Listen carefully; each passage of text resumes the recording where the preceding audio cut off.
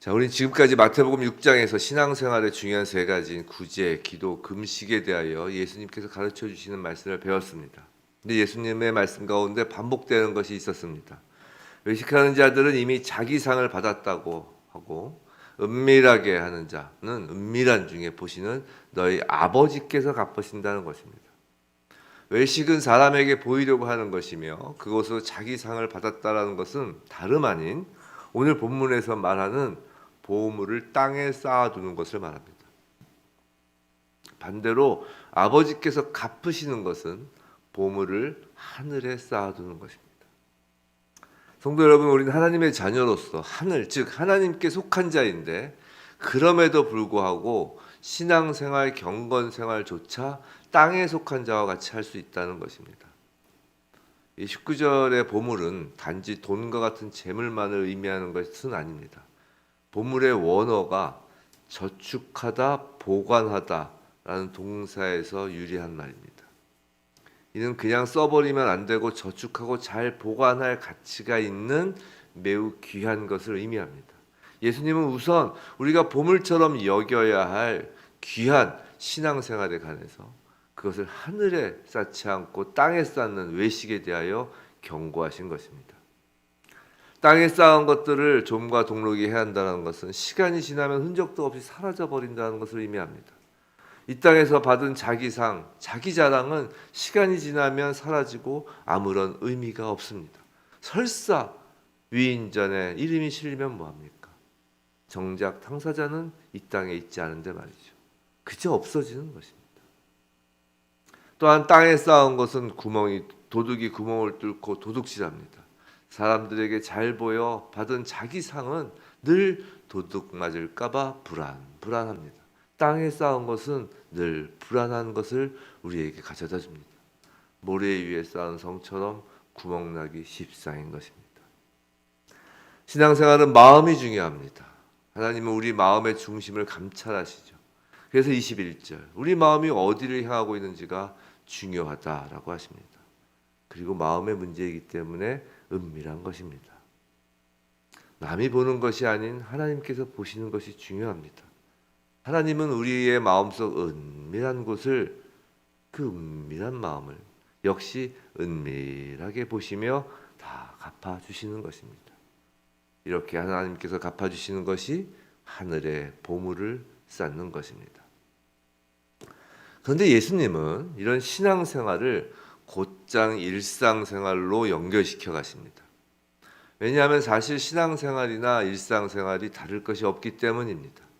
이 그리스도인에게 일상생활이란 모든 삶의 기준을 하나님을 향하여 맞추어 사는 것이기 때문이죠. 그런 면에서 이 보물이란 단어를 매개로 하여 점차 현실 생활에서 우리의 마음을 가장 흔들리게 하는 돈 문제를 다루기 시작하십니다.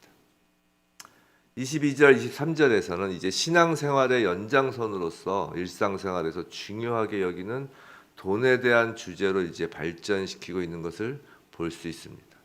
그래서 말하는 눈이라고 하죠. 이 눈은 영적인 눈을 말하는 것으로서 영적 분별력의 중요성을 강조하는 것임에는 틀림없습니다. 근데 22절, 23절에서 비교하고 있는 것이 무엇인가를 보세요. 비교하고 있는 것은 눈이 성한 것과 나쁜 것입니다. 즉 22절, 23절에서 얘기하고자 하는 것은 성한 것과 나쁜 것이죠. 근데 성하다, 나쁘다라는 이 단어가 헬라어에서는 이제 재정적, 경제적인 뉘앙스를 갖고 있습니다. 재정적, 좀 돈과 관련된 의미를 갖고 있다는 거죠. 그래서 성하다라는 것은 너그럽고 마음이 열려 있고 따뜻하다는 의미입니다. 후하다라는 의미를 갖고 있어요. 반면 나쁘다라는 헬라어 원어에서 그 의미는 욕심 많고 인색하다라는 그런 의미의 단어입니다. 그렇게 예수님은 이제 돈에 대한 주제로 발전시키고 있는 것입니다. 우리 신앙의 보물을 옳은 장소인 하늘에 두는 것이 중요할 뿐 아니라 우리 삶 속에서 돈을 옳은 장소에 두는 것도 매우 중요한 것입니다. 돈을 어디에 쌓아둘 것인지 결정해야 하는 것입니다. 땅에 쌓아두면 우리의 마음은 땅에 있게 되는 것이고 하늘에 쌓아두면 우리 마음은 하늘에 있게 되는 것입니다. 지금 저와 여러분이 땅을 보는 사람에 더 가까운지 아니면 하늘을 보는 자녀에 더 가까운지 한번 체크해 보라는 것입니다. 특히 재물과 관련해서 자신이 남 주는 것에 너그러운 편인지 아니면 인색하고 남 주기 아까워하는 편인지 말입니다. 너그러우면 어떻다고요? 22절 몸이 밝아지고 몸이 삽니다. 인색하면요 23절 몸이 어두워지고 죽어가는 것입니다. 즉 우리가 영원한 하늘의 생명을 향해 가고 있는지 그 반대인지 확인해 보라는 것입니다. 재물의 보관 장소가 땅과 하늘 어디냐는 단순한 문제가 아닌 것입니다. 살고 죽는 문제, 생명의 문제이며 어쩌면 가장 중요한 신앙생활인 것입니다. 그래서 예수님은 24절에서 너희가 하나님과 재물을 겸하여 섬기지 못한다고 말씀하십니다. 재물은 하나님을 섬기는 것과 직접적인 관련이 있는 신앙 문제라는 것입니다. 재물의 헬라어는 이제 맘모나스, 여기서 재물의 의미를 갖는 이 영어 맘몬이 나왔습니다. 많이들 아시죠? 근데 맘몬은 이제 히브리어로 어원을 따져 나가면 맡기다라는 의미의 히브리 어원을 가지고 있습니다. 재밌죠? 보험을 할 때 보관하다, 저축하다는 의미였는데 오늘 재물로 예수님의 말씀을 마무리하시면서 맡기다, 맘몬과 연관을 이렇게 짓는 거예요.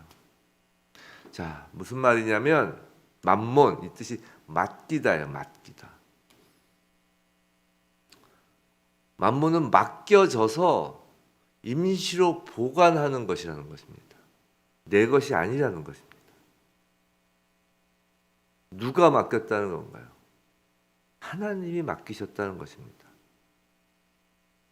쌓아두는 것과 다른 개념이죠. 하나님은 우리가 가지고 있는 모든 것을 우리에게 맡기셨습니다. 마치 아담에게 모든 피조세계를 맡기신 것처럼 말입니다. 성도 여러분, 우리에게 맡기시고 이렇게 선물로 주신 분보다 맡겨진 그것, 받은 선물을 더 소중히 여기는 것이야말로 맡기신 분에 대한 최대한의 최악의 반역인 것입니다. 돈을 우리에게 맡긴 하나님을 신뢰하는 것이 아니라 돈을 신뢰함으로써 하나님이 우리에게 맡기신 것들이 사실상 우리의 신이 되어버린 것입니다. 신뢰의 문제는 믿음의 문제이고 곧 신앙의 문제이기 때문이죠. 무엇을 신뢰하냐, 누구를 신뢰하느냐의 문제입니다. 혹시 불의한 청지기 비유를 기억하시나요? 신약 122면입니다. 누가복음 16장에 나오는 비유인데 신약 122면입니다.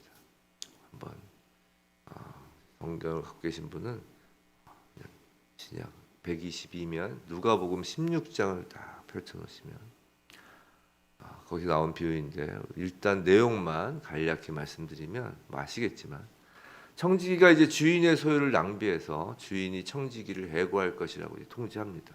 그래서 청지기가 자기가 직업을 잃고 오갈 데가 없어질 것이 확실해서 주인의 소유로 주인에게 빚졌던 사람들 다 불러 모아서 빚을 탕감해주면 그 사람들이 자신을 영접해 줄 것이라 생각하고는 그 생각한 대로 빚을 막 탕감해 줍니다.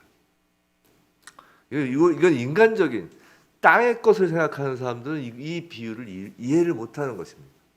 땅의 것으로 쌓아두는 사람, 하늘에 쌓는 것을 생각하는 사람들이, 즉 우리의 하나님의 자녀들만이 이 비유의 의미를 이해합니다. 이게 세상 사람들에서 볼 때 이게 횡령이잖아요, 그렇죠?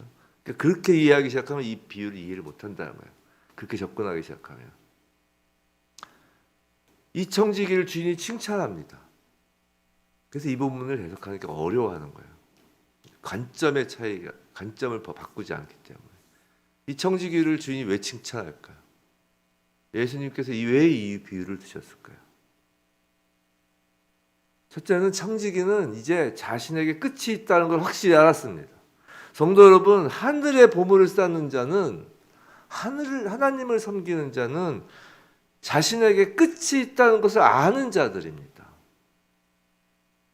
정말로 아는 자들입니다. 이 땅에서의 삶이 끝이 있다는 것을 아는 자들입니다. 그리고 자신에게 있는 돈이 자기 것이 아닌 맡겨진 주인의 것임을 확실히 알았습니다. 안 사람입니다. 이 두 번째입니다. 자신에게 있는 돈이 맡겨진 것이라는 것을 안 거예요. 그 세 번째, 그 빛을 탕감해 줌으로써 주인이 인색한 사람이 아닌 너그러운 사람인 것을 알게 하였습니다.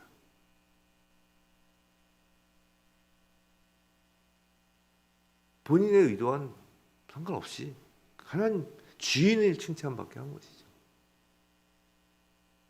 사랑하는 성도 여러분, 우리는 이 땅에서의 삶에 끝이 있음을 알아야 합니다. 우리가 영원히 살게 될 하늘의 상급을 쌓아야 하는 것입니다. 그리고 이 땅에서 우리가 가진 것은 모두가 주인이 따로 있는 맡겨진 것입니다. 너그럽고 후하게 나누어줘도 어차피 우리 것이 아닙니다. 아까워할 필요가 없습니다.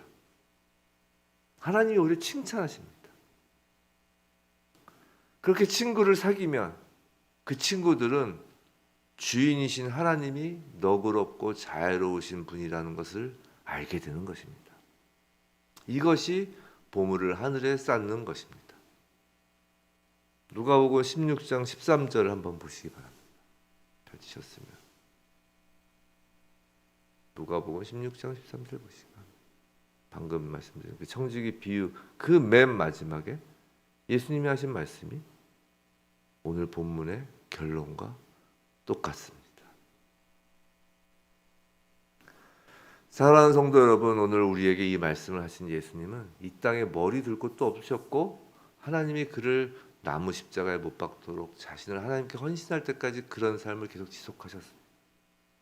예수님은 하나님과 돈을 겸하여 섬기려는 시도조차 하지 않으셨습니다. 오늘 주님은 우리에게 물어보십니다. 너희는 영원히 어디서 살기를 원하는지 선택하라는 것입니다. 하늘이냐 땅이냐고 말입니다. 이 하루가 예수님의 그 질문에 대한 정답이 되는 하루이길 주님의 이름으로 축원합니다.